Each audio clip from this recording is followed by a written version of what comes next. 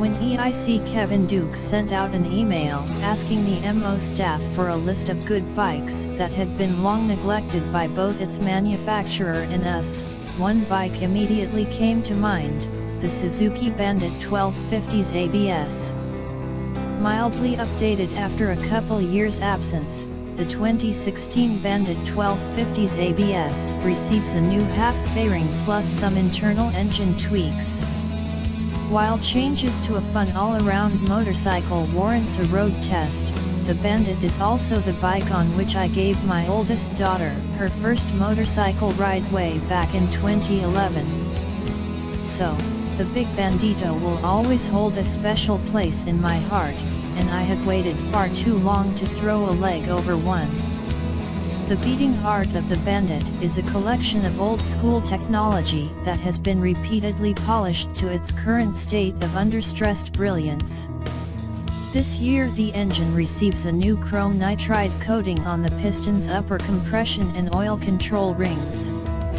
Applied using a physical vapor deposition (PVD) vacuum chamber system, the coating has a harder surface for reduced friction and tighter cylinder sealing, which should result in higher performance. Suzuki's SCEM, Suzuki Composite Electrochemical Material, which is composed of nickel phosphorus silicon carbide plating, makes for tighter piston/cylinder tolerances, less mechanical loss, and more power to the rear wheel. Displacing 1255 cubic centimeters with a bore and stroke of 79.0 mm x 64.0 mm, the engine is tuned for smooth, linear power and maximum torque delivered early in the RPM range. The 3.6mm throttle body's outfitted with Suzuki dual throttle valve, SDTV, EFI deliver handle fuel metering duties. The Bandit's cooling system utilizes a GSX-R 750 derived oil cooler to assist the oil in its secondary duty of cooling engine internals.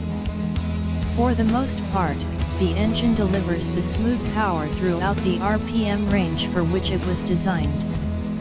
Off the line, the engine launches with an easy-to-modulate clutch and minimal revs. With ample torque created around 2500 RPM, the power delivery has a low-down grunt that big-bore V-twin owners can appreciate. That power continues building linearly until around 9000 RPM when the party ends.